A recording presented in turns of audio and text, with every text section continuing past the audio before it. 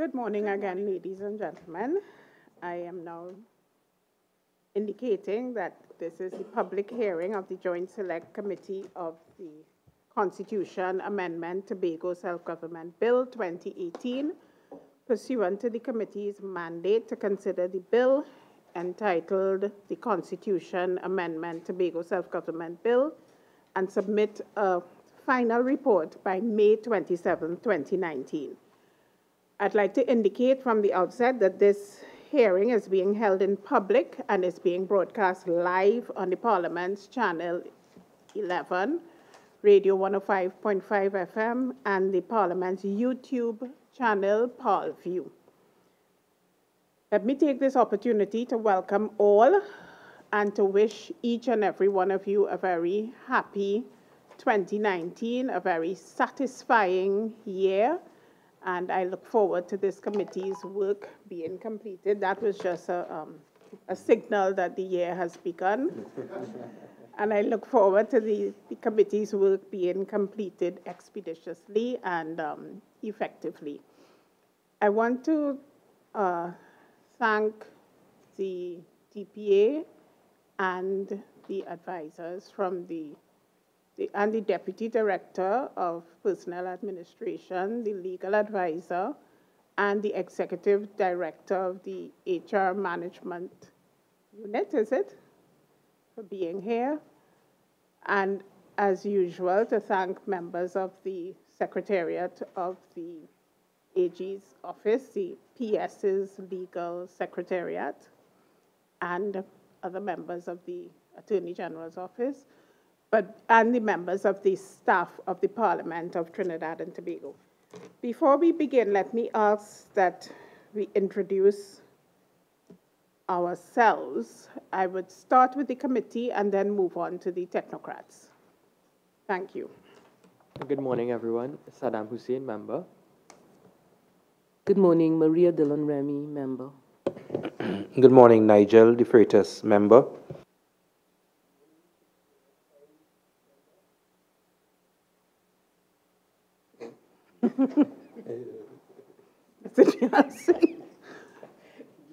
Saying you're moving far from everybody. Yes, good morning. I have the flu, so I couldn't isolate myself. Terence the Alsing member. Okay. I'd ask the technocrats to introduce themselves also. Good morning. Anil Joseph from the Chief Parliamentary Counsel's Office, Attorney General. Good morning, everyone. Vashti Maraj, Head Legal Services, PS Secretariat, AGLA. Good morning, Janelle Smith, Legal Officer 2, PS's Secretariat, Attorney General and Legal Affairs. And now I'd ask the DPA. And I'd like to make a special welcome to the DPA, who I met about 2 weeks ago. She's new. And I'd like to ask you to be very comfortable with us here today. We are very happy to have you and feel comfortable. All right, go ahead. Good morning. I am Deborah Parkinson, Director of Personnel Administration, Acting.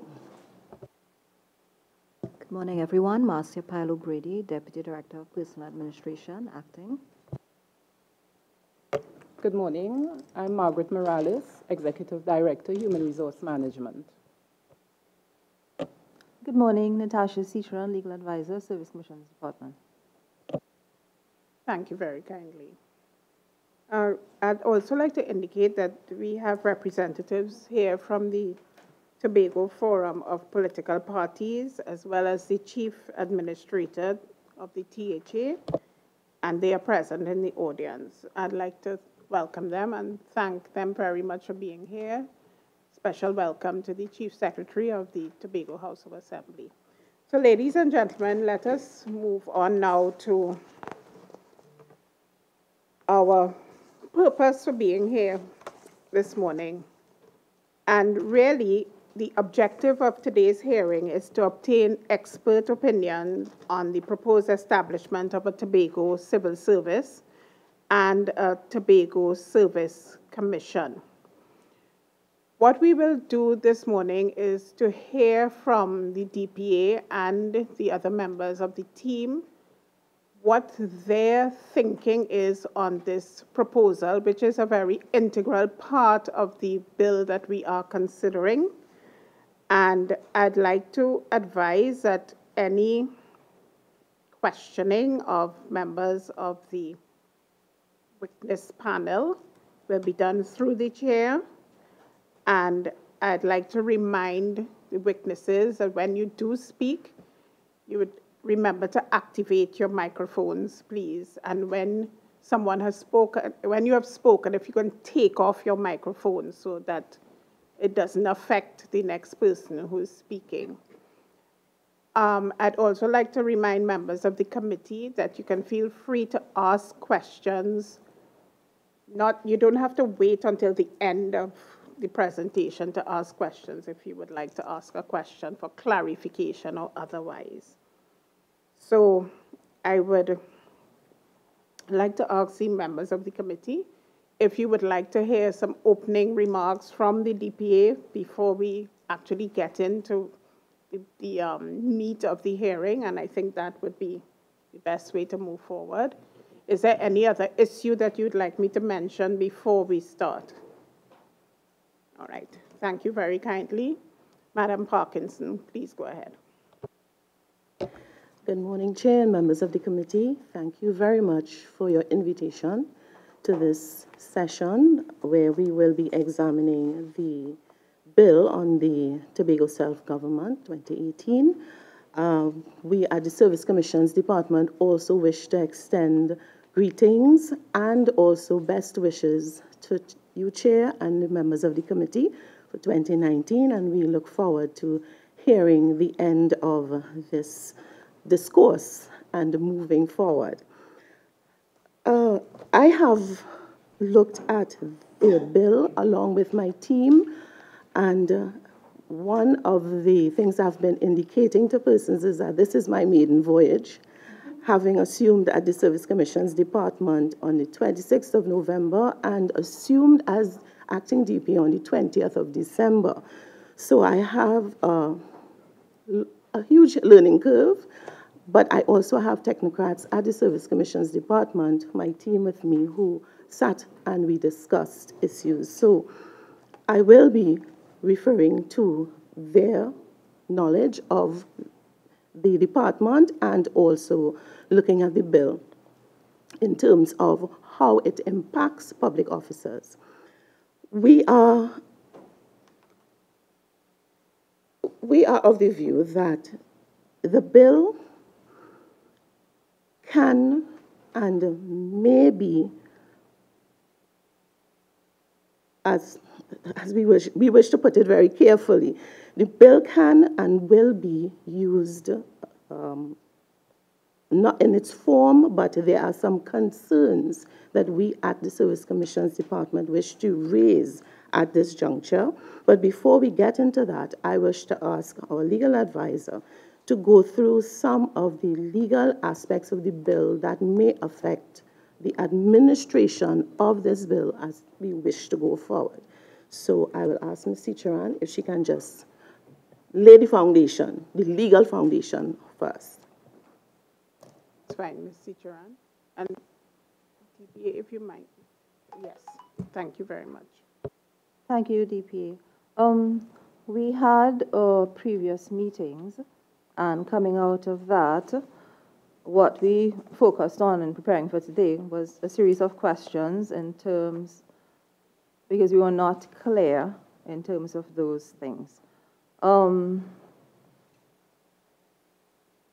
instance, we saw some reference in the bill to regulations to govern the proposed Tobago civil service. So we just wanted to ensure, because when we had the session, there was no clarity in terms of whether you were thinking of an amendment to the Civil Service Act or whether you would have the Tobago civil service regulations. So it's those sorts of issues that we're concerned with. And also, of course, each of the other 4 independent commissions have their own regulations because each body is autonomous and independent. So, of course, there would be a need for the Tobago Service Commission regulations. And beyond that, we had some, just from having worked in this area for a while, there were some issues that were not clear to us, administrative issues. So that I don't know if you wished us, as we were going through, to focus on those questions that were sent to us from the previous meeting, or what would be, your methodology today. I don't.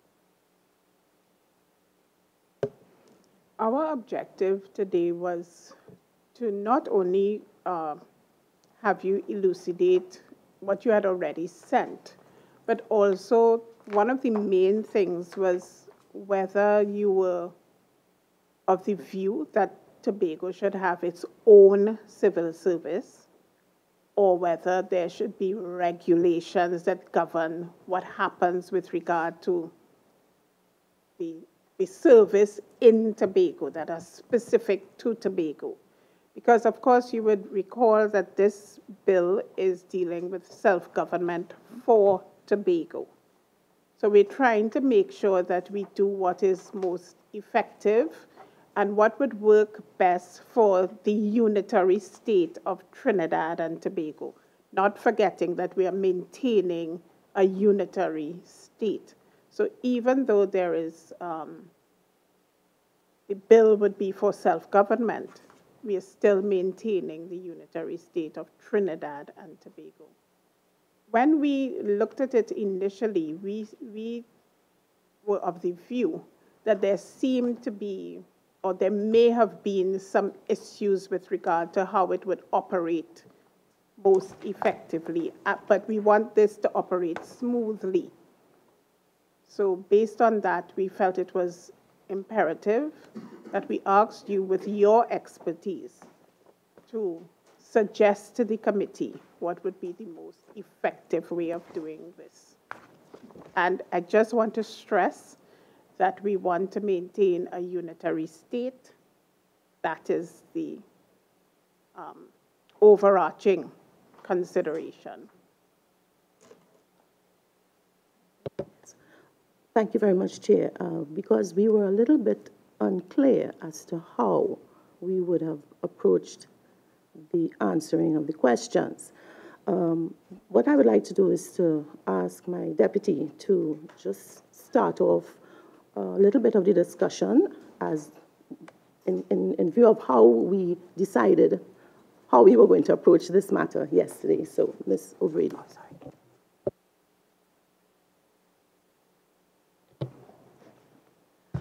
Chair, if you would allow me, I just want to give you some background as to the issues that have plagued the relationship between how the Public Service Commission runs its business in Trinidad vis-a-vis Tobago.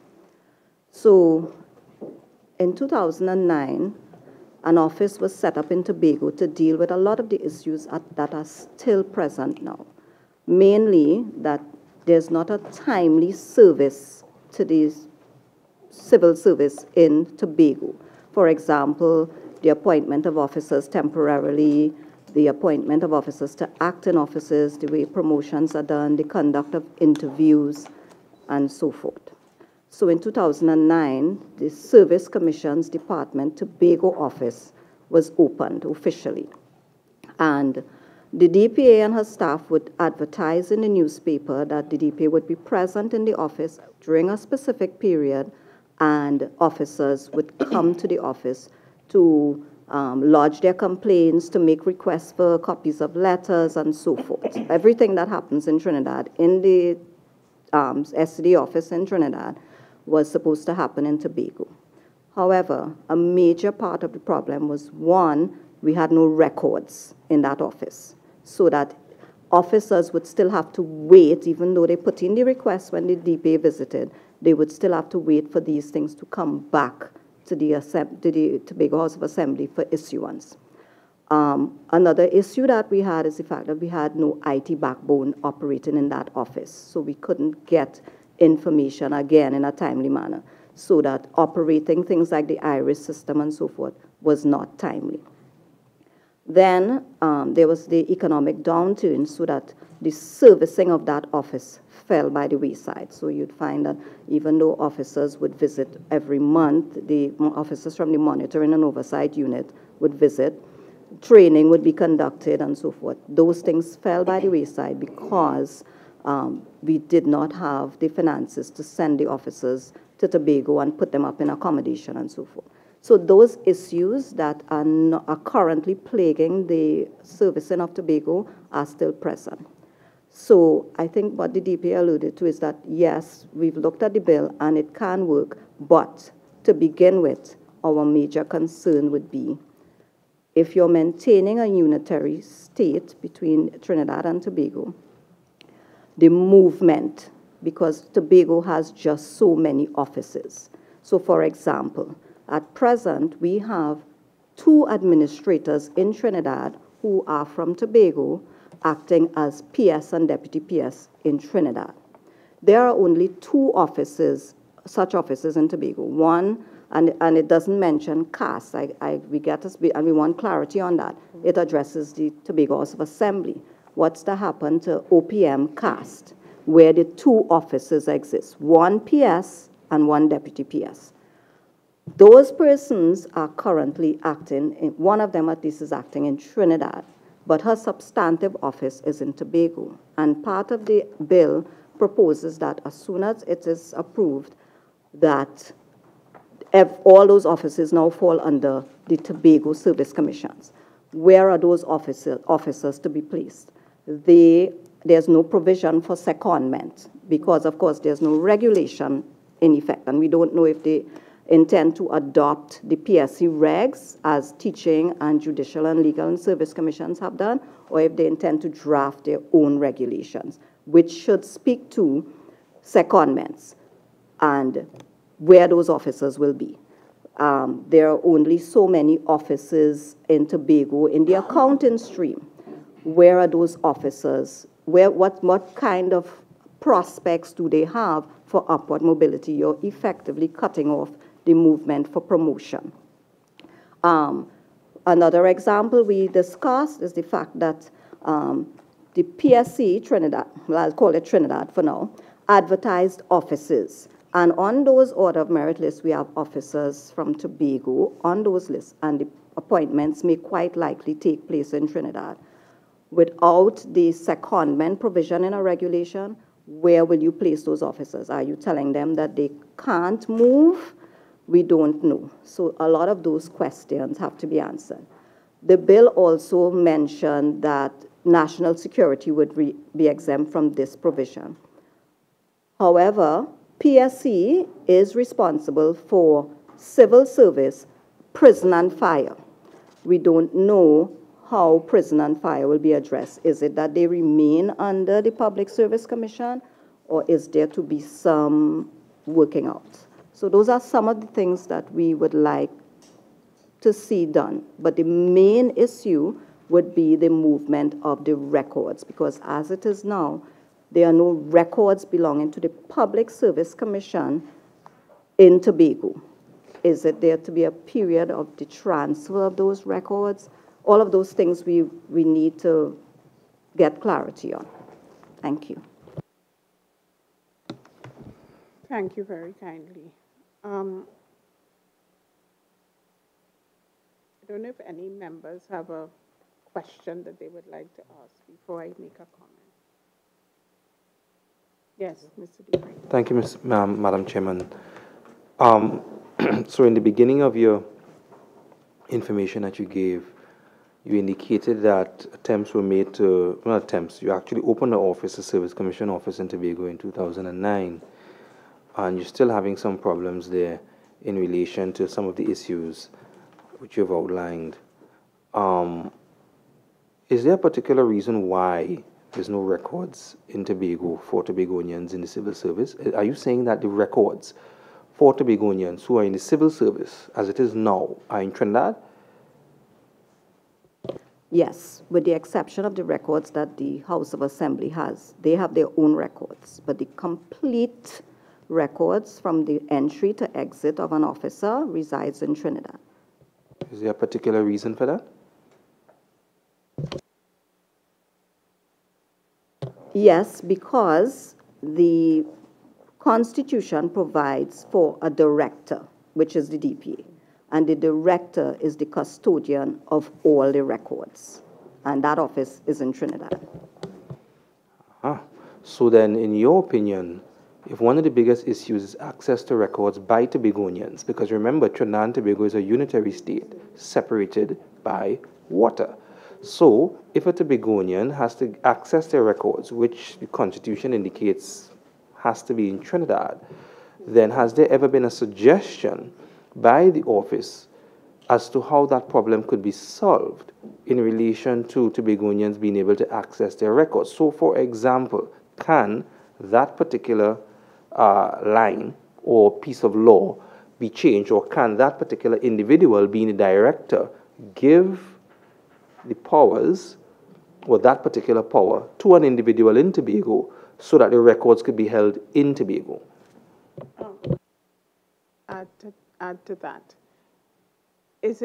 Would it be possible, I mean, we're drafting law, wouldn't it be possible for us to appoint a deputy DPA, Tobago, who would have, and that's taking off from what my colleague said, who would have certain powers and also have the power to hold the records and so on, because we're drafting a new law.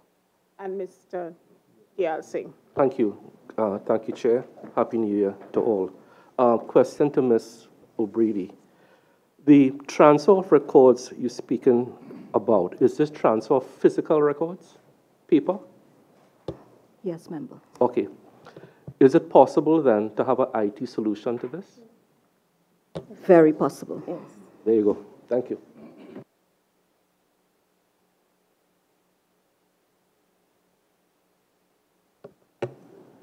Could I Sure, sorry. before you go on, I think the DPA wanted to say something specifically in relation to what Member Ifrita said, so please. Thank you, Chair. And I just wish to piggyback on what Member Diyal Singh indicated, because we do have on our plan at the Service Commissioners Department, our institutional strengthening, the EDMS, where we will be able to share the whole file of an officer between Trinidad and Tobago. That is a reality that we see that can happen in the next year or so, because we are currently doing that project.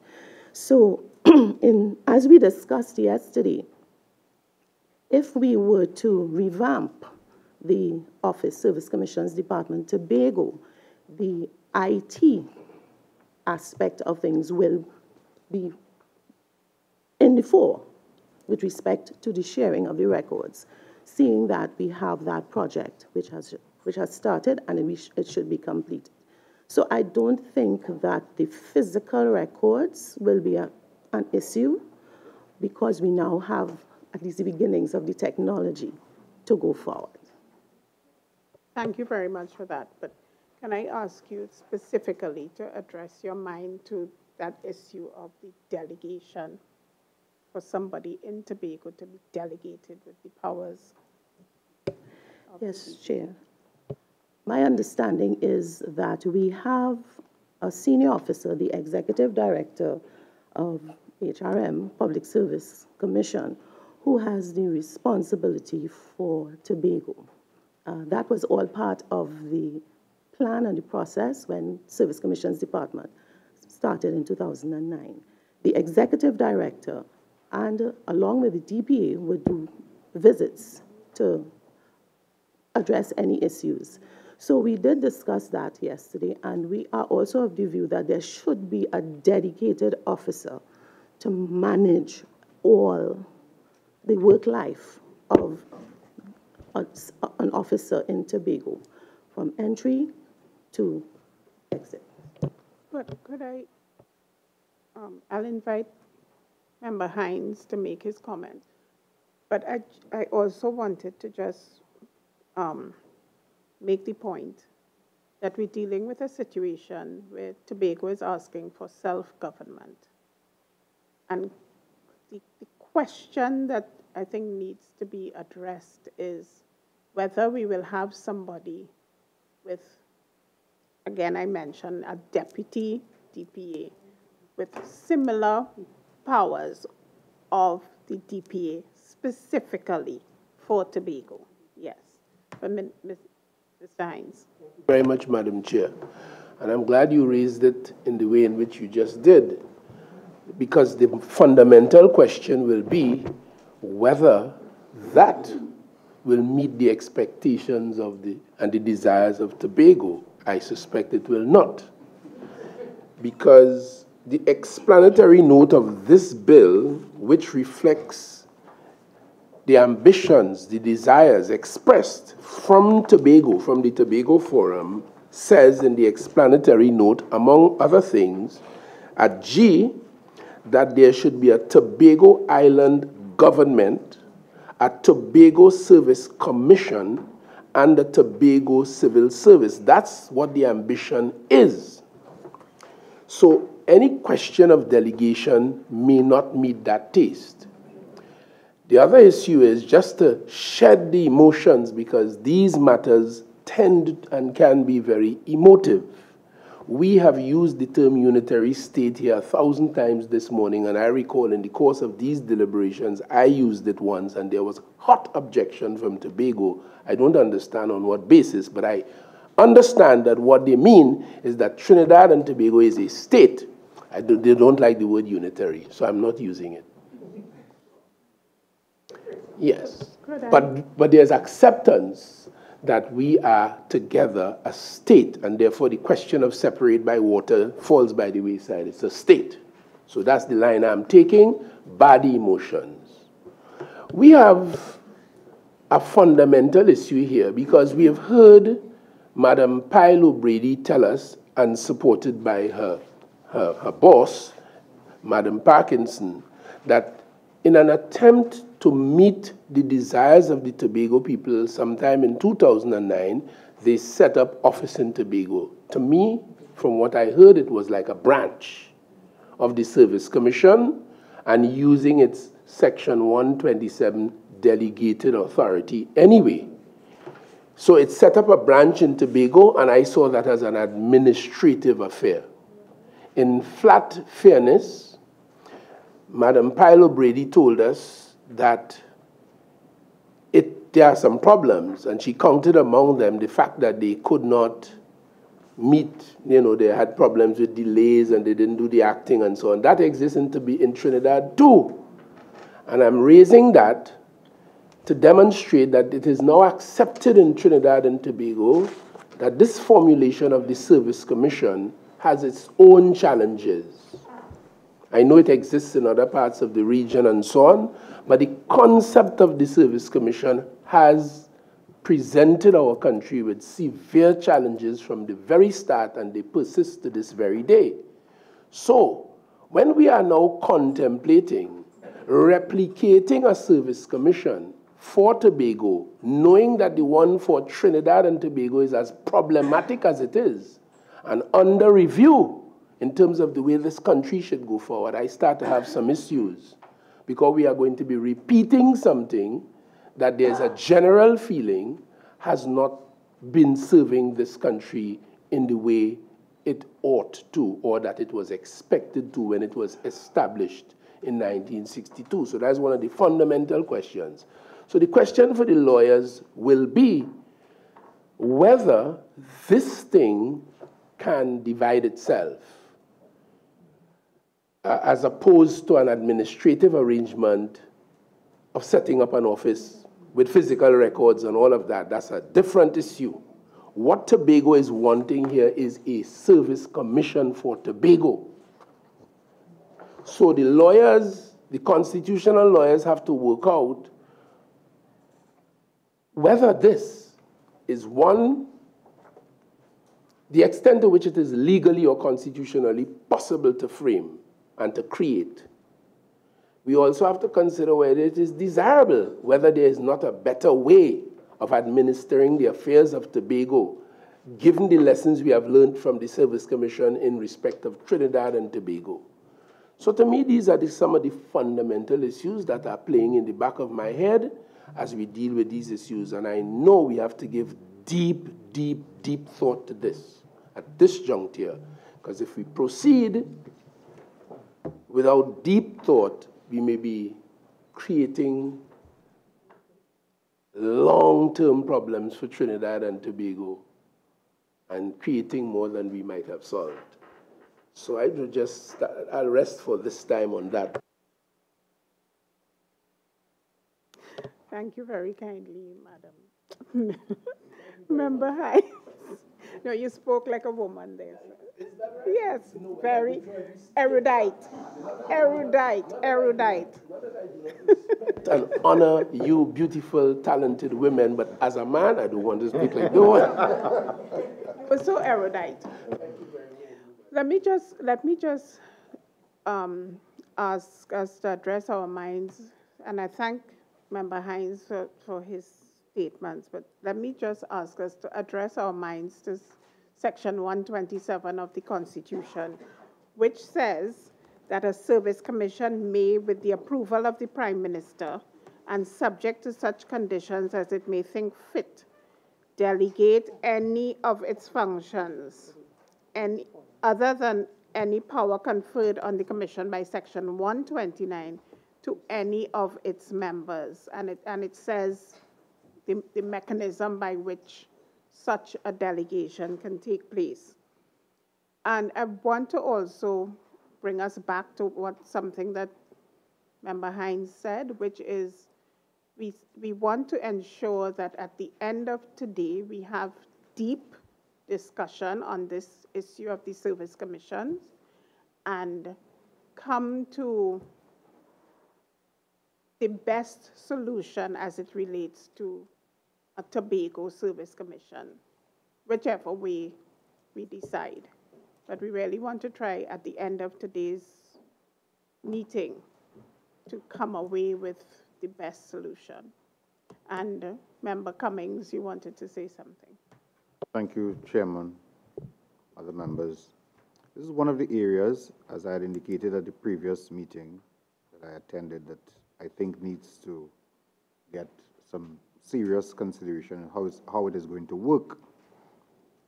And it's my hope that we'll get some of that kind of information from the persons who are here and who are experts in this area. Now, Madam Chairman, the Member Hines did mention it, that the will and the wish of the Tobago people would be for a Tobago Service Commission and a Tobago Civil Service. What I would like to hear from the persons from the DPA's office is we do have other service commissions in Trinidad and Tobago. Trinidad and Tobago, and they cover both islands. Whether the way that they operate, whether this Tobago Service Commission can operate along a similar line. I know that the issue is how do we treat with the movement, and I was hoping to hear from you suggestions as to how that can work, because that might be one of the biggest issues. How do you treat with the movement and the secondment issues? If, for instance, there's a Tobago Service Commission, is it that to be, all right, so we have all the records for Tobago and all the persons operating under that Tobago Service Commission. Then you have, but you still have a Trinidad and Tobago Service Commission. You have a Public Service Commission. It's called a public, okay. So you have the Public Service Commission, which is in fact the commission for Trinidad and Tobago, not so? Yes. And then you will still have a Tobago Service Commission. Contemplated, yes. Right. So I was hoping that you'd be able to clear up for us how would these two operate. And I know in the mind, based on some of the things you've said, one of the big questions would be movement. How limiting, if you just have persons, if you have persons in a Tobago Service Commission unable to attach to the Service Commission, that it limits opportunities of upward mobility for persons and so forth. Not so? Yes. So then, really what you want is a bridge on how do we have people moving seamlessly or effortlessly between the two commissions. Is that a possibility? Yes, Would the regulations take care of that? what we alluded to was the need for secondment and supporting provisions to allow for secondment. So transfer exists as one of the functions, because that issue did come up in the discussions, of each of these commissions, but transfer is only within a commission. It's not commission to commission, right? Because each commission will have separate jurisdiction. Yeah? We don't have a situation where persons can transfer from commission to commission. No, transfer is only within a commission. We do have situations where officers can move from commission to commission. For example, you can move from, okay, let me mention Statutory Authority Service Commission. Yes. Okay, you can, and they handle the corporations and so forth. If they advertise their office within and out, so the general public, and that is how a commission will attract persons from the wider public and another service commission. You advertise in and out of the service. If a commission looks at its, let's say Public Service Commission, looks at its establishment, and you have one vacancy, it doesn't make any sense advertising that post in and out because you're going to attract 10,000 applications to fill one office. They may look within its own service and advertise inside. If they do that, then you can only apply if you belong to that service. But if you go in and out, the person belongs to, let's say, Statutory Authority Service Commissions, they can apply. Once they're successful, you can be transferred on appointment to that office. The secondment would be if it's not a permanent movement. So the transfer would be a permanent movement, the secondment would be a temporary movement. But that office must be advertised in and out of the service. I can go further. For example, teaching service. Officers move from public, so you're a clerk one in the public service, under the Public Service Commission, you can be appointed as a teacher. But the Ministry of Education recruits, so anyone is free to apply. And you then approach the Public Service Commission for that person to be seconded or transferred to the teaching service. So that do you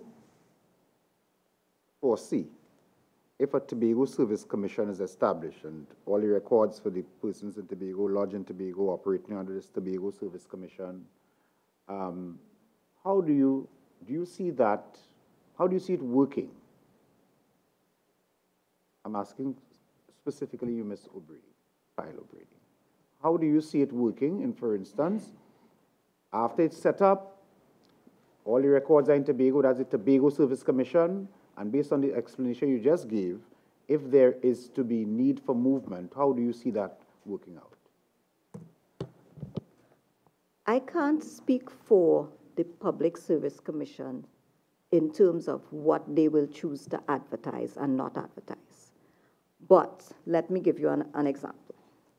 Officers who hold range 60 and above in the public service are allowed to apply for Deputy Permanent Secretary. It's the aspiration of most senior officers.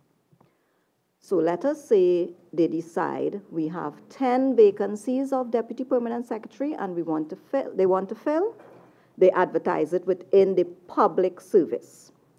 Only officers holding appointments in the public service, no one from teaching, no one from judicial and legal, no one from statutory authorities, and now Tobago Service Commission will be allowed to apply.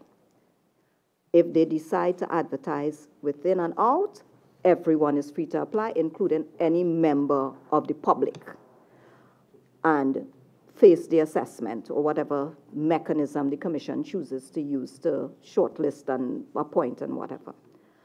I can see officers I can anticipate that officers who hold range 4B, administrator, Tobago, being maybe aggrieved that they can't apply and therefore can't move up to a managerial executive office.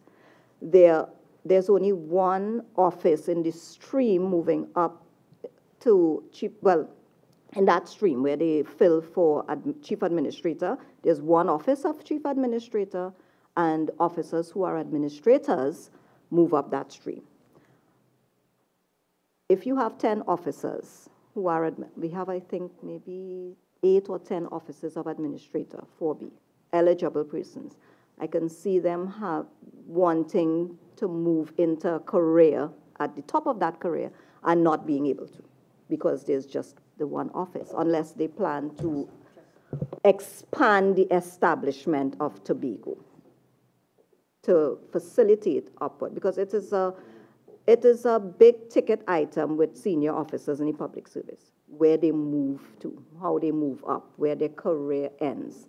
And if you are saying to an officer, there's one chief administrator post, how many of them will be able to move into that? So that's one first issue.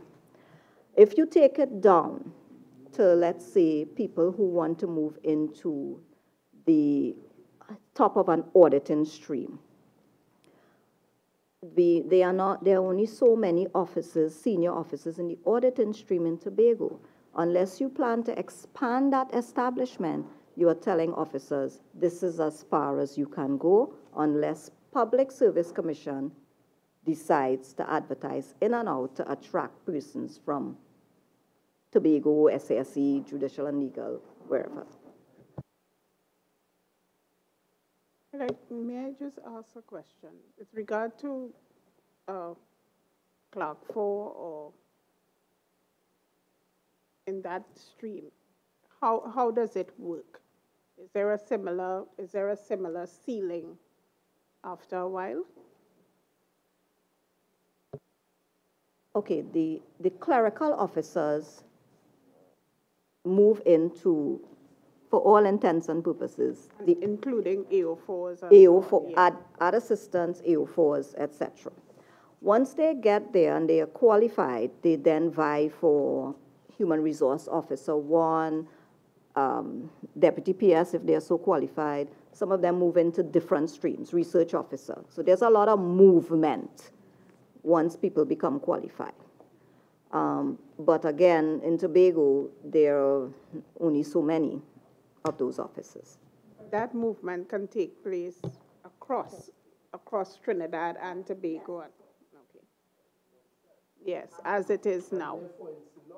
Saying that once we create the Tobago pool, by way of metaphor, it's smaller and the bigger fishes will have less space to swim around. Yes. So those in the public service in Tobago will, if this is made reality, to that extent be disadvantaged. That's what you're saying? Yes, unless there's an expansion of the establishment in Tobago. Okay, thank you very much. That's it. Member De Freitas and then Member Hussain, please. Thank you. Madam Chair, I just want to ask, because we're talking in terms of what would happen, and this is just a question for my clarification. Do you have any information as relation to how many administrators, for example, in the last 10 years, has actually moved up to DPS? Because you see, you're talking about human beings. And to get to that administrator level, you're not talking about 20-year-olds or anybody, I assume, I can't say, in the early 30s. So you're looking at families, you're looking at people who've lived in Tobago all of their life, and then to turn around and say, well, I'm going to be a DPS, they'd have to ups and move to Trinidad and live if they're going to be a DPS or PS down there. So as much as you're saying the pool or that pathway would be cut off, reality, how many people follow that pathway right now?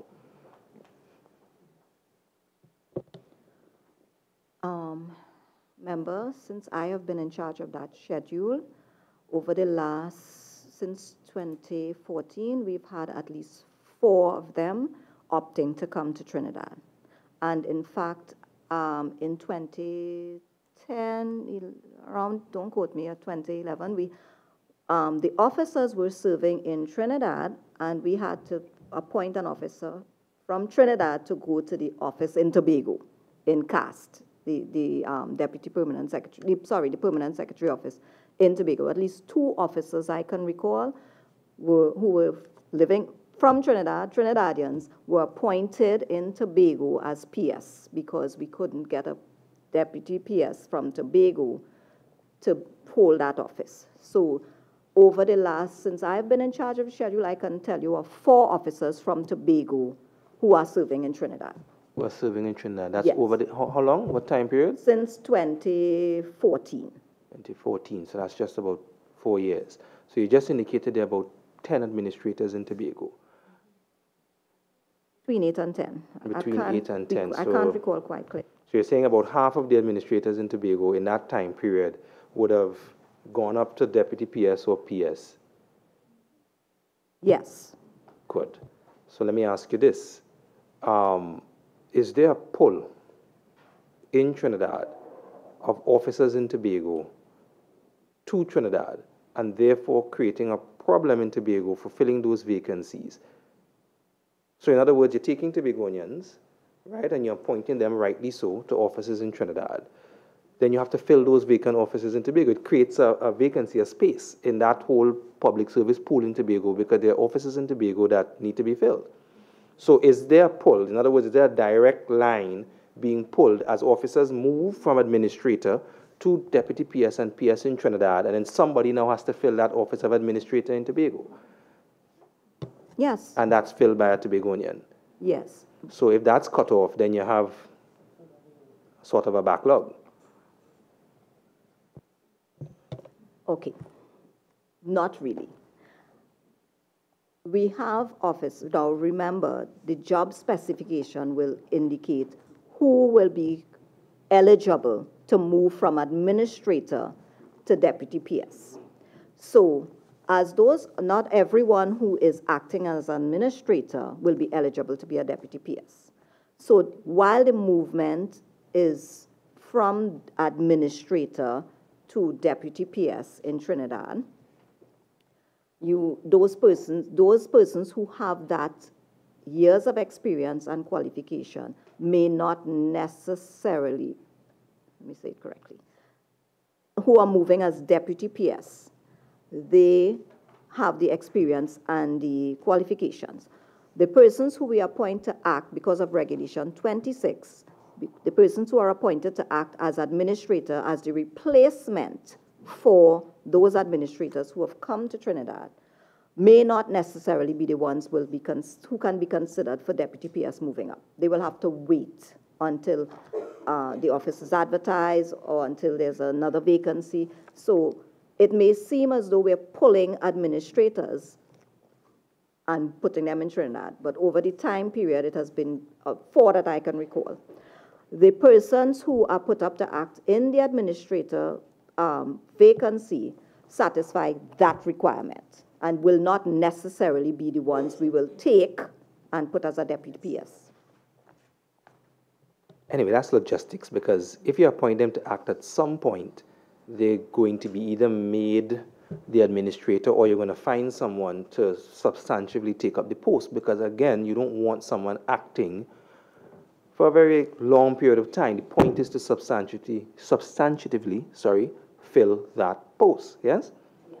Good. But it's not always necessarily with the persons who are acting, because once it's advertised, you are now asking them to compete for the office, and you will turn up other officers. Like I said, the experience component for that will be far less than a deputy PS, and you now have persons at a lower level vying for the office.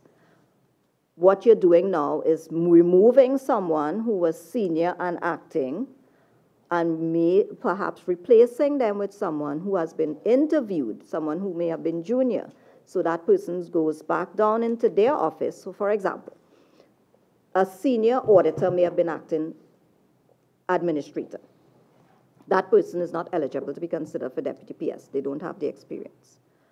The commission advertises the office of administrator, and an accounting assistant applies. Let's say, for example, that auditor who was originally senior will go back down as an auditor or some other office, and the junior officer is now appointed as administrator. And in fact, you may very well have someone from Trinidad applying for the office and going over as administrator. So it doesn't it doesn't always work out that you're moving people up and creating vacancies at the bottom, because it depends on where the persons come in, junior or senior, once the office is advertised and you conduct interviews and so forth. So sometimes people go back down. Member Hussein, and then Member Remy. Thank you very much, Chair. I just have very short, simple questions. Can you give me an indication of how many public officers are posted in Tobago? How many public officers currently are working in Tobago right now?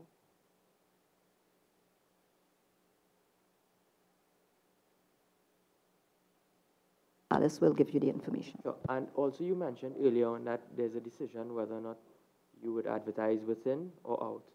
What are some of the factors that you determine in order to advertise in or out?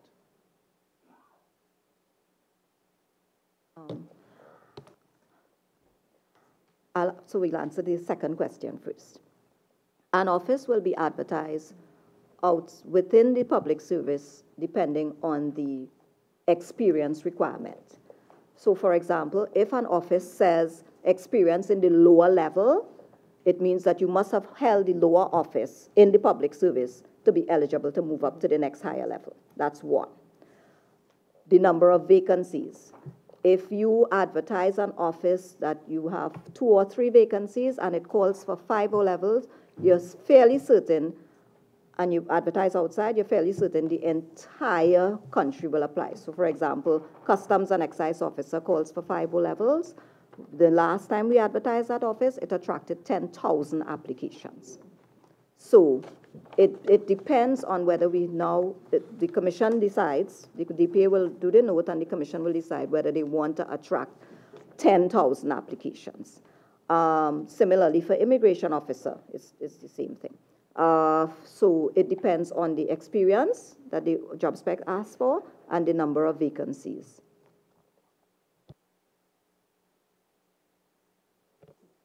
Member, good morning. With respect to the first part of the question, there are 1,704 offices on the establishment of Tobago House of Assembly, and 647 of those offices are filled permanently.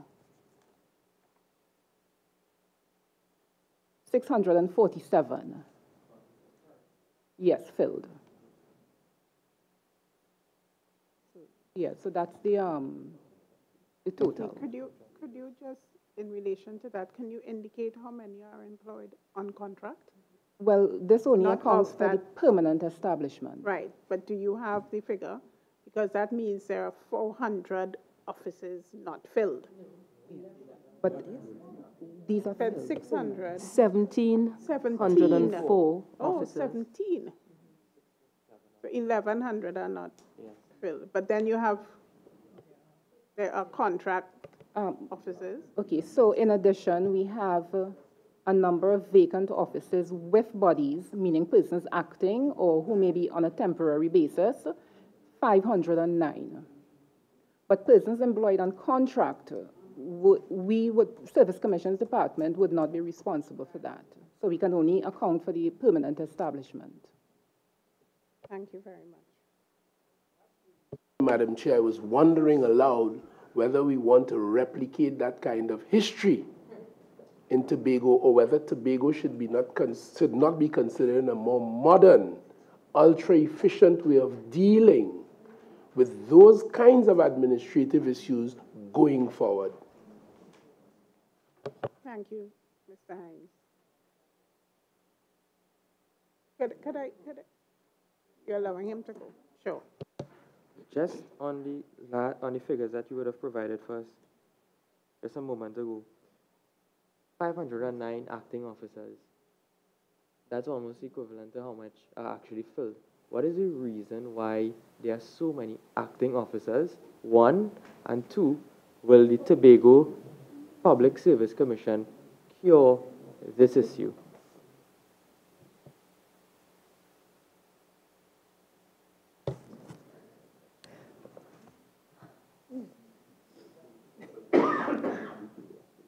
From time to time, the commission will advertise offices and we'll get no one qualified for the position. So you can't fill an office with an unqualified officer. You may advertise and you interview and no one is found suitable for the office. So under Regulation 26, the officer you're putting to act only has to be senior. They don't have to be qualified. They have to be able to assume and discharge the duties of an office.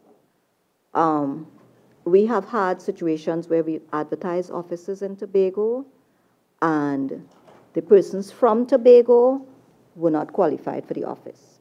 The persons from Trinidad who may have applied, once we interview them, then they don't want to go across to assume duty in the office. So rather than leave the office without any person, any body in it, the chief administrator would appoint someone to act in the office. I ask, do you think the establishment of a new Tobago Service Commission will maybe try to ease this issue, or the establishment of new positions? Can you define ease for me? Maybe we can't have this problem of having so many acting positions. I know some of these issues that you would have indicated are outside the remit or outside the powers of of your office in terms of the suitability of persons and those who are unwilling to go across. Okay, remember, when officers are appointed to act in offices, okay, let me start with promotions. When you promote someone up into an office, you create another vacancy at the bottom. And while the Commission has tried several approaches to fill in vacancies, they've started with appointing persons from the top and come down, from the bottom and go up.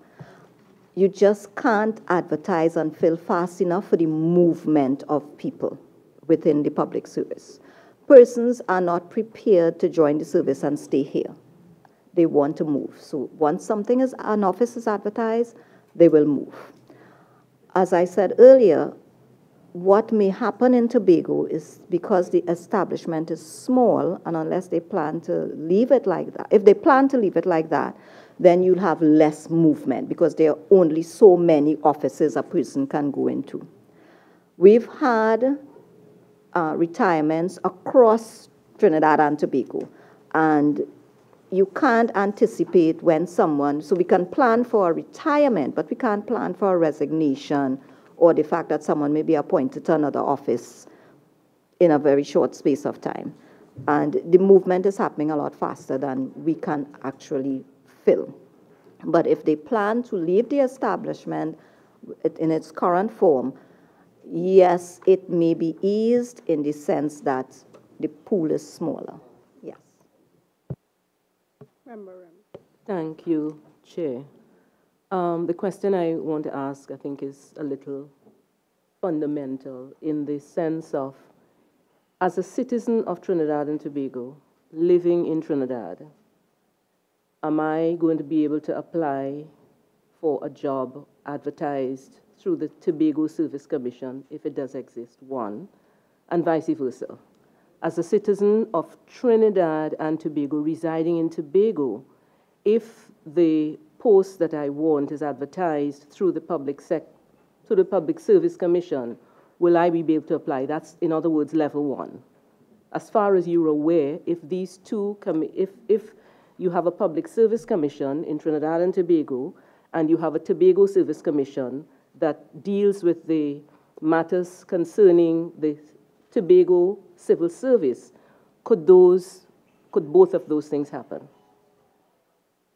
So, first question, if I am, as a citizen of Trinidad and Tobago, residing in Trinidad, I reside in Trinidad, but I'm a citizen of the Republic of Trinidad and Tobago, but a Tobago Service Commission advertises a job, would I be able to apply for that, and vice versa? You talked about what happens in terms of transfer and stuff like that, but I'm not talking about that right now, and transfer between commissions. I'm talking about advertising for a post that is, let's say, new. Under the current Public Service Commission regulations, these regulations provide that once an office is advertised outside, which means any citizen can apply, then of course it's going to apply, that you can have that movement. But it would depend on what is put in the contemplated Tobago Service Commission regulations. So if it's equivalent, then it works both ways. But yes, once a position is advertised, not only within the service, but outside of the service, all citizens can apply. And my next question would be, if I am in Tobago, Tobago would have, by just virtue of the size, etc., certain numbers of posts that are available. And I'm working in Tobago, qualified for the positions in Tobago, but I want something else comes up in Trinidad. I am with the Tobago Service Commission. Would I then have to, I know you said it already, but I just need it clear in my, you may have said it already, but I just need it clear. Would I have to now resign from the Tobago Service Commission and then apply? Depends on what provisions are put in. For Because instance, you're asking us really to sort of forecast what doesn't already exist. It would depend on what supporting regulations are put in. All right, So once the regulations provide for how the movement is to happen, that will determine. If the regulations say you're going to have to resign and then move over to the Public Service Commission, and that, okay, all right. Not at this time, no, not without any supporting regulations in place. Or Could I, before I, Mrs. Citron, could you just take off your mic? Sorry. Thank you. Before I ask Member DLC, I want to ask a question. The issues that you have raised specifically in relation to Tobago and the numbers of appointed persons and persons who may be acting, isn't that the same situation that exists in Trinidad? Yes, Chair.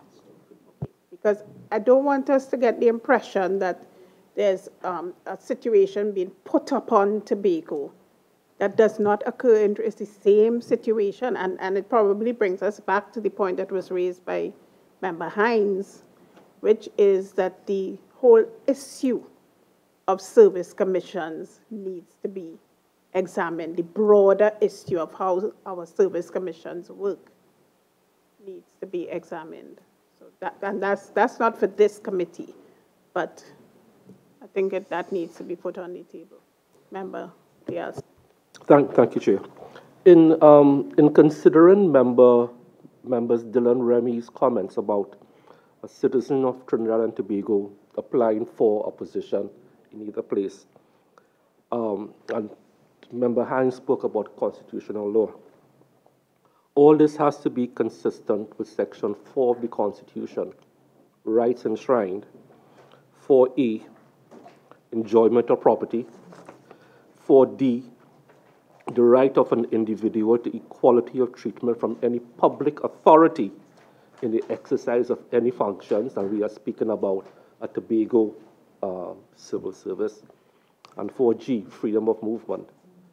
So I think to directly answer Member Dylan Remy's questions, I think the Constitution, I'm not a constitutional lawyer, but I think the Constitution guarantees those rights that somebody in Trinidad can apply for a post at Tobago and vice versa.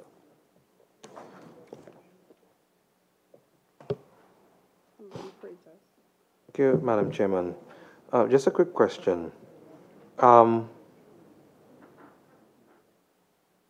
looking at the advantages and the disadvantages that you would have sent us in relation to having a separate Tobago Service Commission in Tobago. And just looking at this whole issue of delegation again, I just want confirmation. So if you were to delegate the powers as it relates to the DPA to, for example, the Chief Administrator in Tobago or another appointed individual, is it that you would get all of the advantages still, but none of the disadvantages, as if you had just the Tobago Service Commission, which is a separate entity? So you still have one public service, but you have everything in relation to the public servants in Tobago delegated to an officer who is residing in Tobago and understands the nuances of the service in Tobago. So you would get all of the advantages: recruitment, selection, appointment, promotion, discipline, and termination of persons in the public service on the island of Tobago will be managed by Tobago. The services offered by the Service Commission will be delivered more efficiently, and positions will be filled by persons residing in Tobago unless advertised outside of the service. And then you won't have the disadvantages because it's still one public service. So you won't have the reduction of the pool, and you won't have the limitation of opportunities for promotion, and you won't have the process to move between the Service Commission and secondment or via transfer being a lengthy process. So do you not get the advantages by delegating those powers to an officer in Tobago as opposed to just having a completely separate Service Commission? The Public Service Commission, by their delegation order of 2006, have actually given some powers to the Chief Administrator, Tobago House of Assembly, and the PS cast. So what will be needed if you're contemplating further delegation under 127 is for them to give what you're contemplating is total delegation, so that they'll exercise, because this is limited delegation, all of the powers. And yes, ask, would there, let us suppose a decision was made through this act, through this bill, to do that. Well, the decision couldn't be, sorry, with all due respect, the decision could not be made through the bill. Delegation is entirely a matter for the Commission. Right, so that's what I'm asking. If what I'm asking, this bill is an amendment to the Constitution, which would be, what we're asking is if we decided to amend the Constitution in Section 127. So no regulation could tell us that you can't do what the Constitution says you can do. The issue is, do you see a problem if we decided to amend the Constitution to say that all the powers that are here would reside in someone in Tobago? Section 127 confers the power onto the Public Service Commission to make that decision in accordance with their independence. So in other words, you could do it now. So that the Commission could decide to give total delegation, because now they have partial, to the Chief Administrator and the PS cast. So the point is you could do it now without amending the Constitution. Is that what you're trying to say? Yes. So then, again, I ask the question, do you see a problem with doing that now? Well, you see, remember, 127 confers that power onto the Commission. So it's for the Commission to make that decision in terms of, but yes, it's just for them to decide to give the total delegation. But what I think is lacking in all of this really is, do we have statistics on the, the numbers that you're dealing with? Because you're thinking of setting up a whole commission, and would it be justified based on the numbers and the offices? And also, I mean, you're only speaking of the jurisdiction of Public Service Commission. Because when I read the proposed, you seem to be leaving, for instance, officers under judicial and legal, and teaching under teaching. So if you're saying, the people in Tobago are interested in their own commission, this is only going to satisfy one group. It's not everybody, not all your public officers there. Your teachers are still going to be under Teaching Service Commission. The police officers are still under police. I wasn't talking about the Teaching Service Commission. Teachers are not under the Teaching Service Commission as proposed. The reason why we asked your team to be here is to give us those statistics and to tell us how to move this process forward. Just reminding that we see you as our experts. So that's why we need that kind of information. If you're saying that we need statistics, we would have thought that you would have those statistics. Chair, may I? In response to Member De Freitas' question, yes, if the Commission decides to delegate all of its power to the Chief Administrator, because he currently has some of the delegated authority that other heads don't have. For example, he can recruit, yes? The Commission still retains that power, okay? And so therefore, they can revoke that power. That's one of the problems I can say we could foresee. For example, if you are not exercising the delegated function as the commission directed, remember, if an officer is aggrieved, they're not going to take the chief administrator to court. They're going to take the commission to court. So I can foresee a problem there only in terms of if the commission decides to revoke that authority. Also, under the delegated functions, the DPA is mandated to monitor what the chief administrator does with that authority. So, for example, he has to still give a quarterly return of how he exercised it. I don't know that having that responsibility to still account to the PSC, to the Public Service Commission, will satisfy what Tobago is asking for, but yes, that can definitely work. And that's why it could be a constitutional change, so that you can't revoke. In other words, you put it in the Constitution that the powers are delegated in the chief administrator, and therefore that revocation that you're talking about. Well, that's not a delegation. That's a devolved function. For example, what the CPO did. The chief person officer devolved all of, so you're no longer responsible for that. Great. Well, at least there's, I think definitely we've teased out some options in relation to this particular issue. Can I ask a question for clarification? You just said that the CPO devolved to whom? PSs and heads. So for example, the function of approving extended sick leave, all of those little things the CPO did. But things like extended sick leave, approving a person's no-pay leave, all of that went to PSs and heads. I thought you meant real devolution. I was just saying, oh, I didn't know.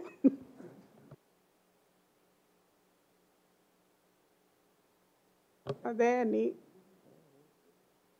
other issues? I think we've come to an important juncture, because what perhaps would really satisfy Tobago is that actual devolution, and that is what I think that may be the direction, rather than and to put it in the Constitution, which is the objective, to put it in the Constitution that, and we would have the form of words, but I think that is one of the things that Tobago would want. But could I ask if there are any other questions or any other suggestions that members would want to make?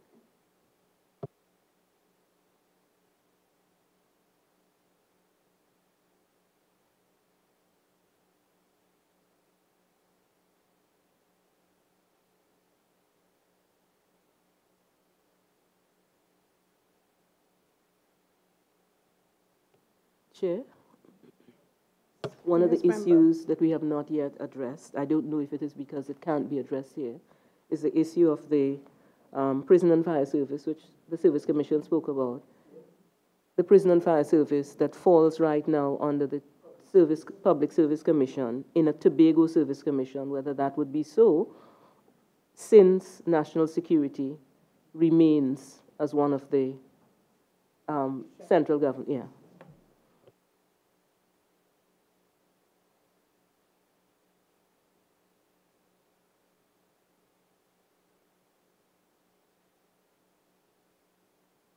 That was the intention for all public officers.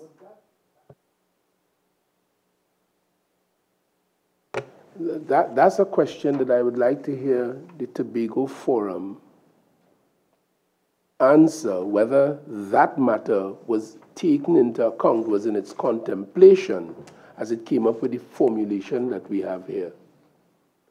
What happens to the prison service officers and the fire service officers in the context of the public service and the relationship that now subsists with the House of Assembly and so I don't know whether it was contemplated, and how is that to work in the Tobago aspiration? So they'll have to answer that at some stage very promptly when you all would have demitted this room, perhaps.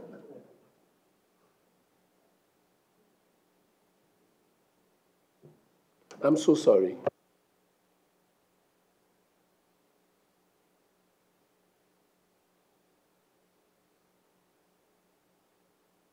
Oh, just to hark back a little bit, I might be a little bit facetious, but I couldn't resist it. Senator De Freitas raised the issue about the likely disadvantage to Tobago residents in respect of positions in the general public service. And it was sailing through my mind while that was being contemplated that that should not be a problem. That may not be an issue because people are largely driven by self-interest. And whether it's president or senior council, there are a lot of Tobagonians who have made their way in the bigger thing. So I don't think that would be a problem. Can I ask members from the Attorney General's office, where it says that the bill at clause 6 extends the meaning of public service to include persons serving the Tobago Island government in a civil capacity. What does that mean? Does it mean all civil servants, including prison, including fire, including teachers? What does it mean? Well, teachers would be separated, but including prison, including fire. Is that civil? They would be considered civil. My apologies, Chair. I believe that the representative from CPC can address that.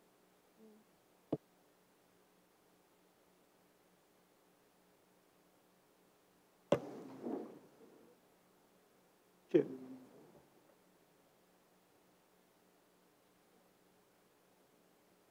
Yes, Chair, I don't think that was fleshed out when the bill was being drafted. So it is we are at a junction where we are faced with now have to look at that.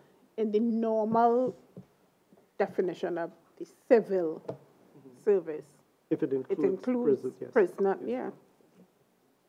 And fire, yes. Yes, yeah. So, Chair, I would also like to ask if it is that the Tobago House of Assembly is right now in charge of the education and teachers work there. It is one of the areas that should not be, if there's a Tobago Island, if there's a Tobago Civil Service, teachers should not be a part of the Teaching Service Commission because you are under the Tobago House of Assembly. Whereas the national security issues are different because the national security remains outside of the responsibility, and therefore fire and prison may not necessarily, I mean, in other words, but I see the teaching as separate. At least that's just my observation. But I understand what you're saying, but if the definition of the Tobago Civil Service is similar to the definition of the Civil Service Commission, then the prison and, yeah, they would be included. Yes. So, yes. So it is something that we would have to look at. Yes.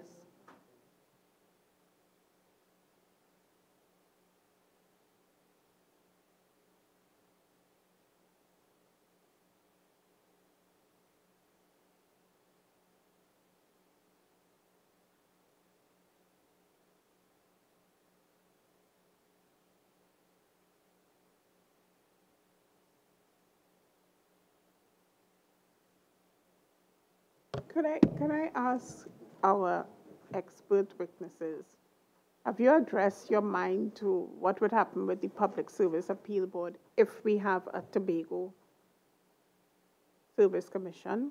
Would that appeal board have jurisdiction over the Tobago Service Commission?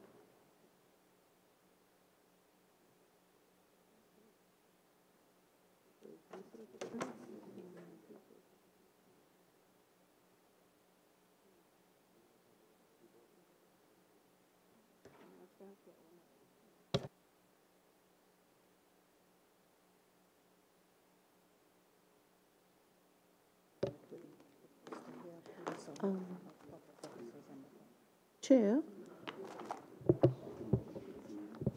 Chair, if I may? Yes, ma'am.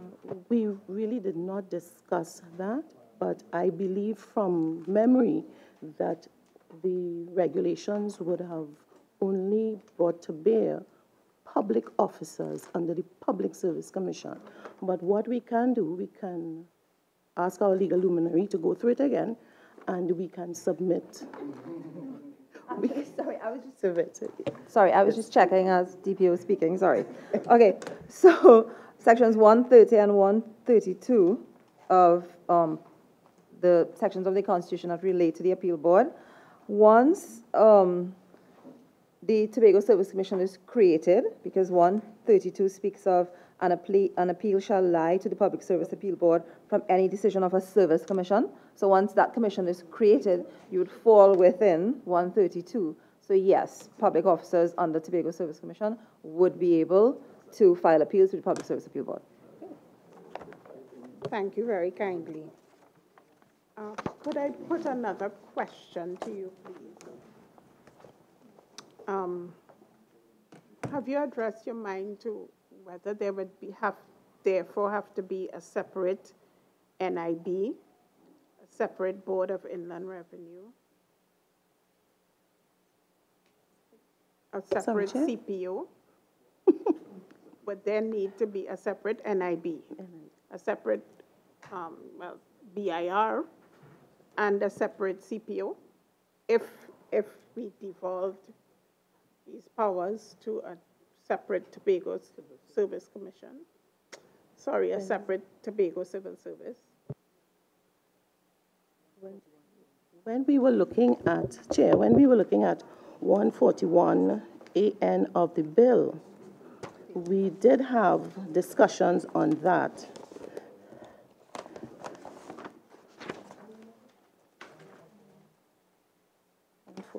AN, I think it's 43. Page 43.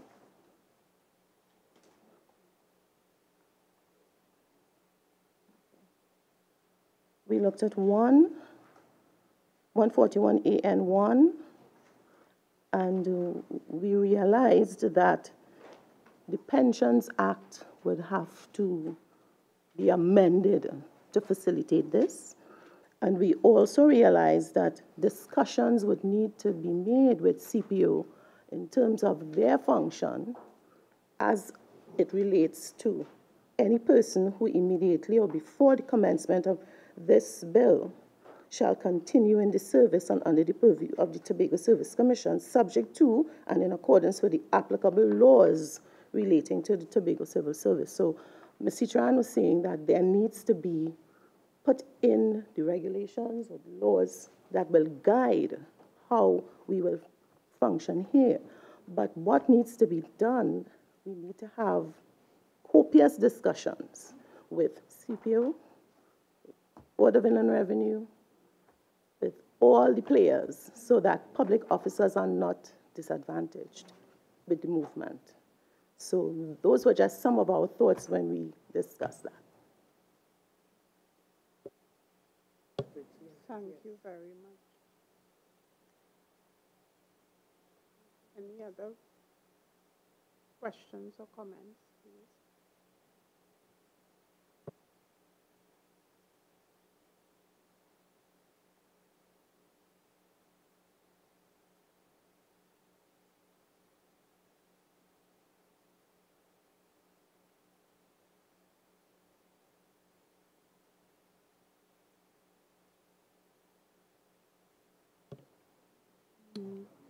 I'd like to ask another question with regard to the power of veto. Would the Chief Secretary be the one, if we did devolution, would the Chief Secretary therefore be the one who would have the power of veto? Chair, I would like my legal advisor to answer that question.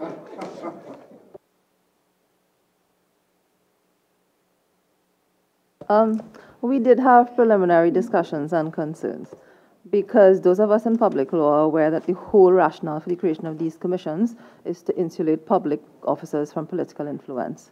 So we don't know if that was considered, before the bill was done. And of course, it's preferable that it's not, a politician per se that exercises this power, to be fair to public officers. Minister has the power of veto now, and as a politician. Yes, we understand, but when politician. that was just a concern we had in terms of political influence on the public officers, in terms of power of veto in a very small geographic area. So. Good. Thank you. Tobago is an even smaller geographic area where I think. Chief.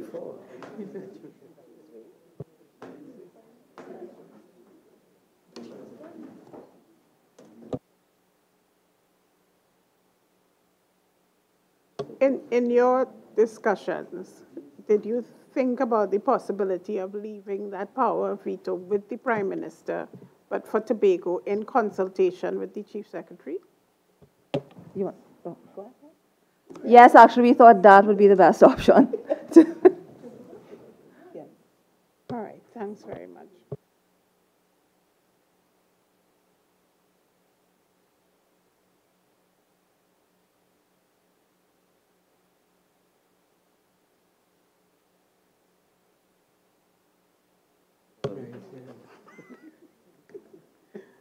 Could I ask whether anybody else from the committee would like to ask any further questions of our witnesses?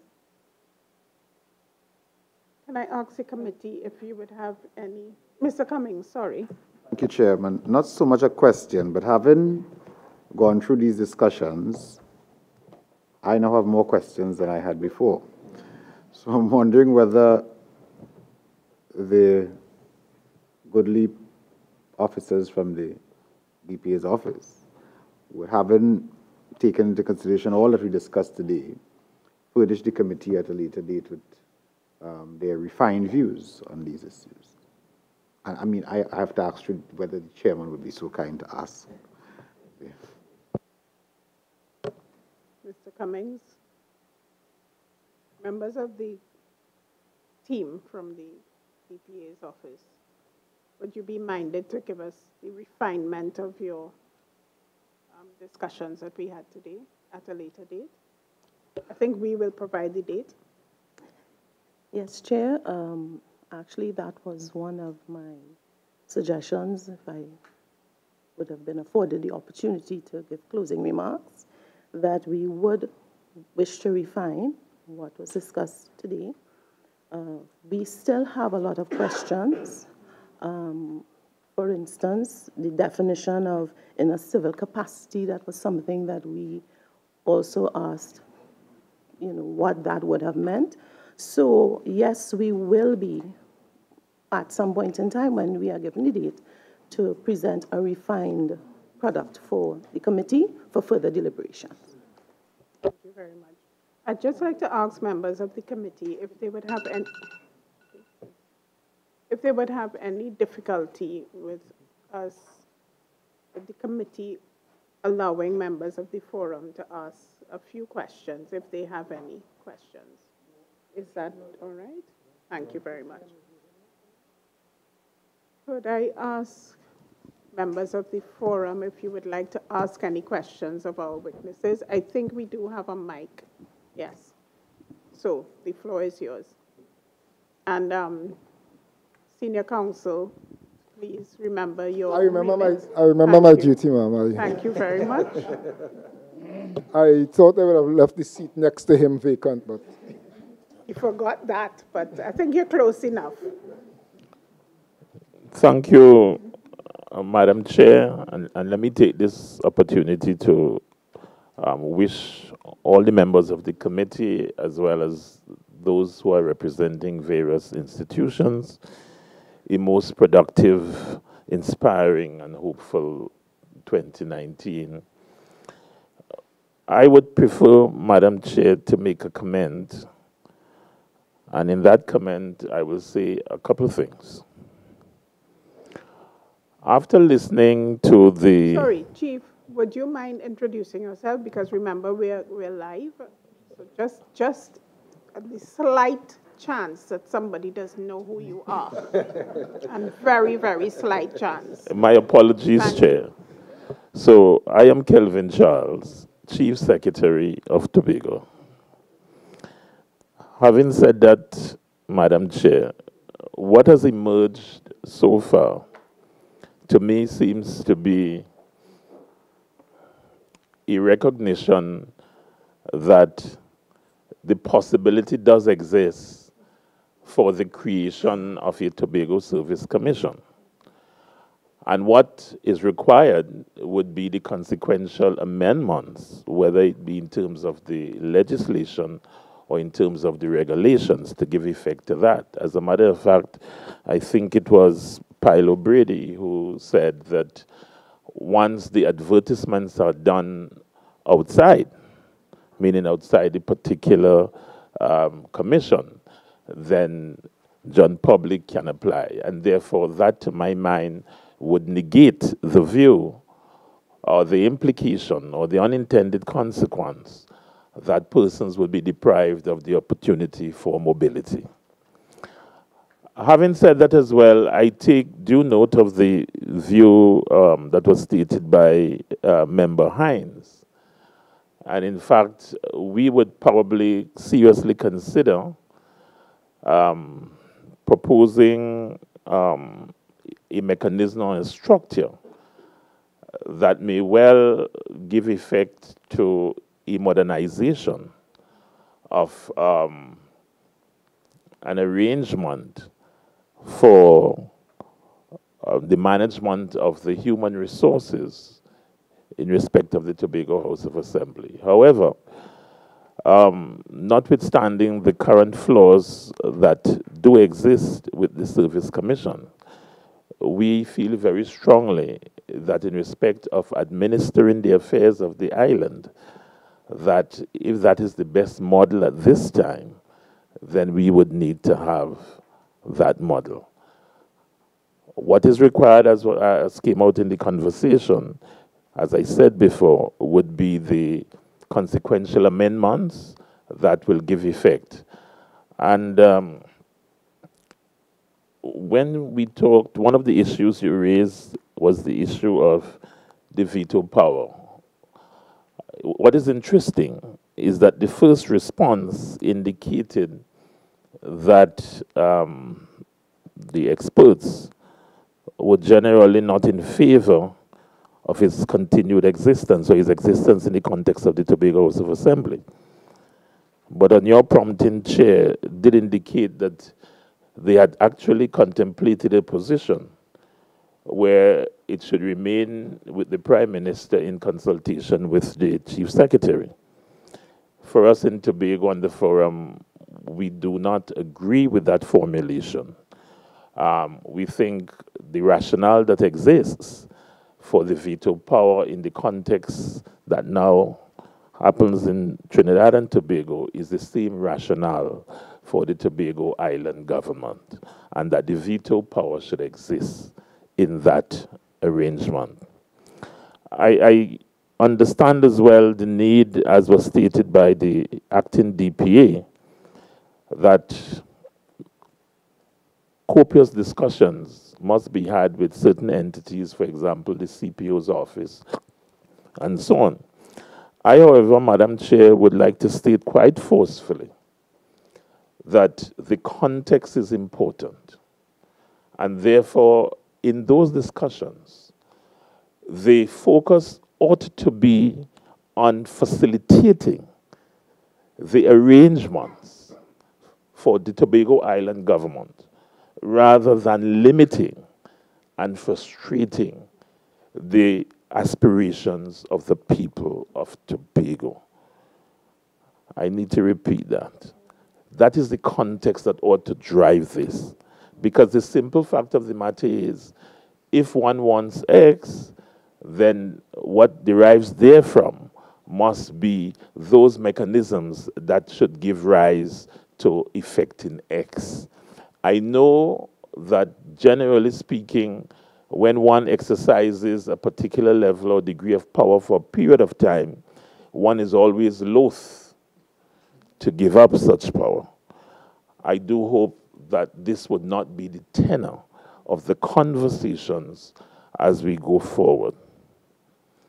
And finally, Madam Chair, I would just like to state that having regard to what we would have heard this morning, we would like to reserve the right to either appear again before the Select Committee or to at least be given the opportunity to provide some clarity of thought to some of the issues that would have been raised this morning.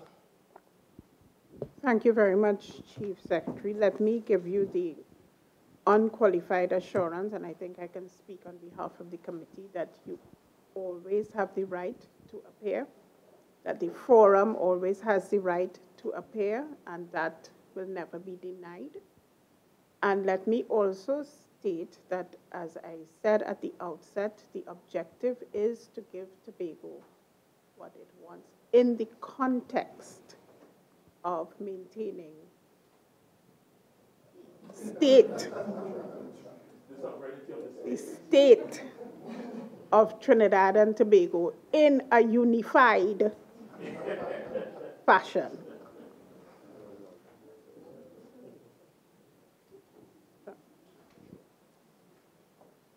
And just to remind you that you are free to send written submissions at any time. The submissions aren't limited to when you appear before the committee. Mr. Senior Counsel, can Mr. Ho-Choi Charles speak at this time?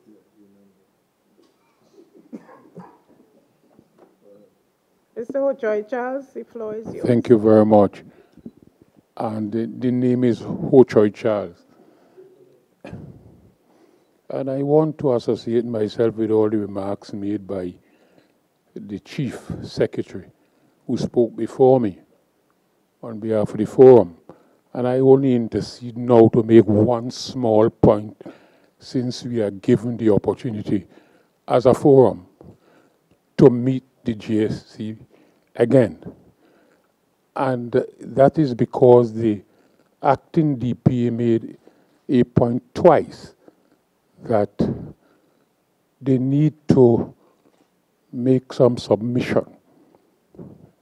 And in the submission, they would want to have clarification on this whole question of what is a civil service, or what is to be in a acting or operating a civil capacity in THE and in the government of Trinidad and Tobago.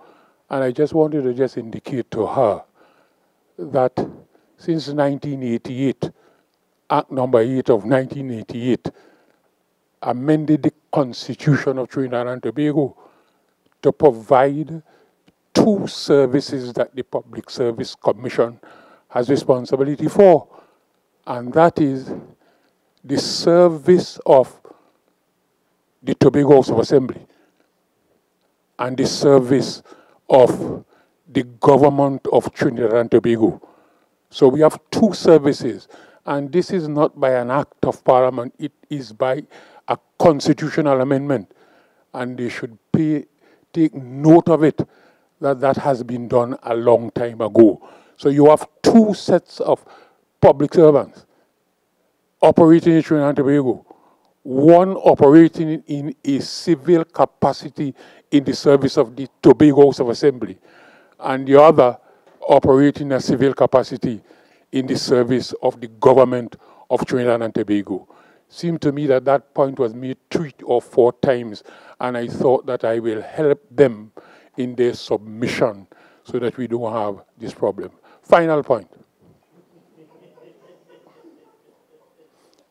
I noticed we struggled with an issue this morning, and I love my friend Fitzgeraldines, member of the JSC, he has made the issue. But I want to make this point.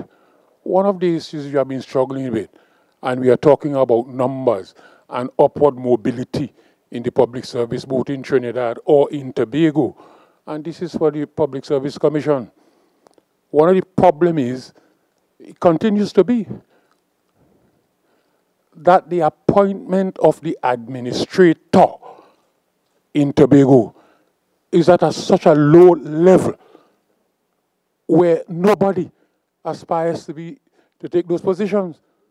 That is the fundamental issue, where the administrator, who by law under Section 73 of the THE Act is an accounting officer, is lower than a deputy permanent secretary.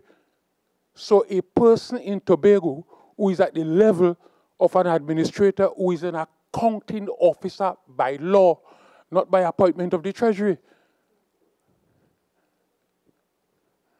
has to be promoted in Trinidad in a senior position called in a deputy permanent secretary.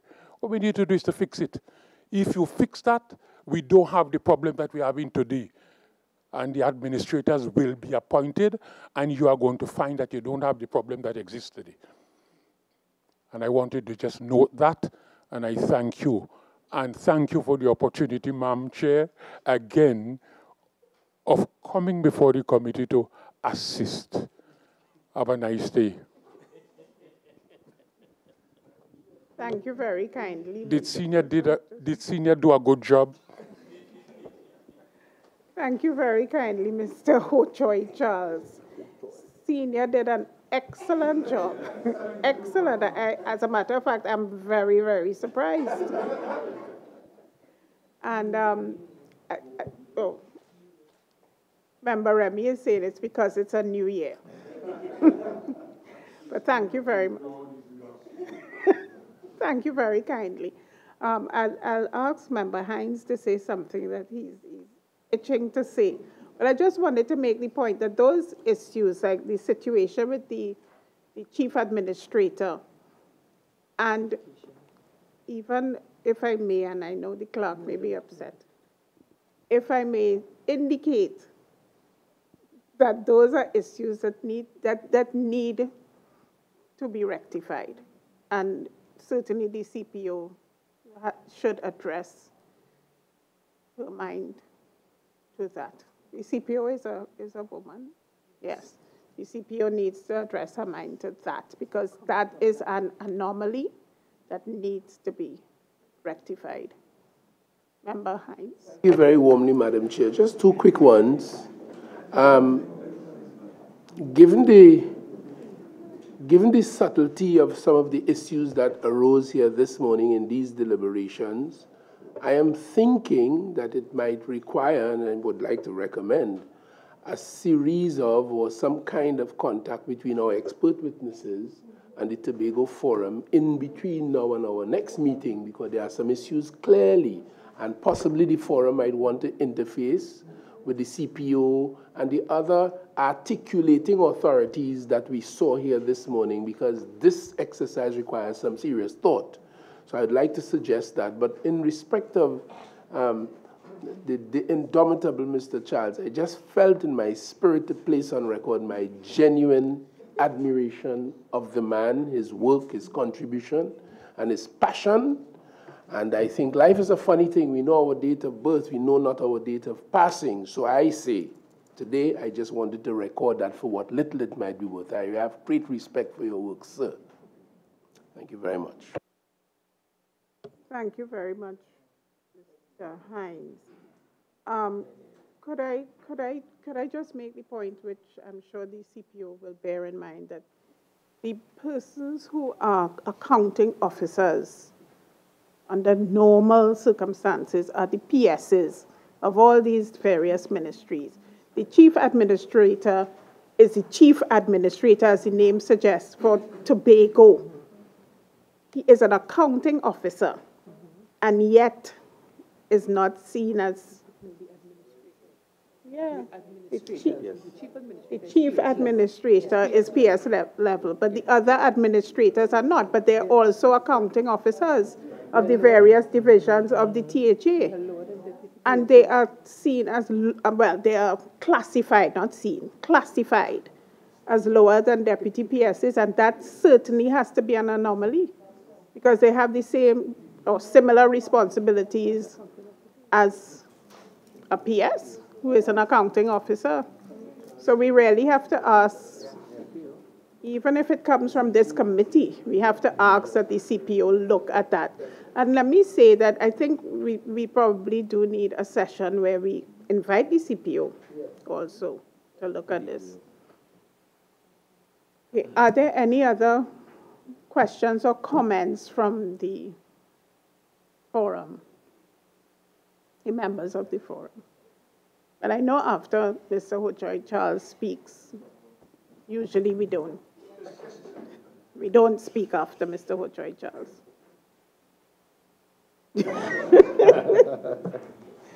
Okay, before I bring this meeting to a close, are there any other issues or questions that we need to put to our witnesses?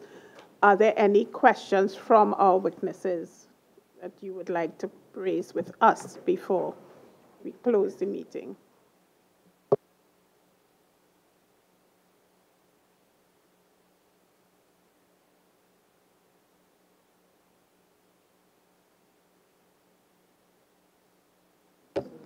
Chair, at this time, we do not have any questions to ask. All right. Thank you very kindly. So at this time, I'd like to suspend the meeting.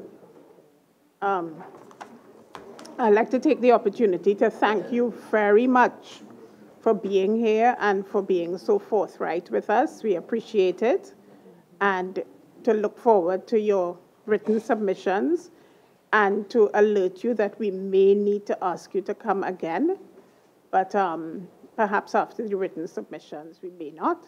But to allow us the opportunity to invite you to come again if it is necessary. And to really thank you for being so open with us so that we can also address our minds to some of the issues that attend on this, on us arriving at the best position for Tobago and for Trinidad and Tobago. Thank you very kindly. And I would like to thank the members of the forum for being here also. Thank you. So I suspend at this time, and I'd like to make special mention of the Chief Administrator, who has been very silent through all of this. But thank you very much for being here. And thank you very much, Senior Counsel. You did an excellent job.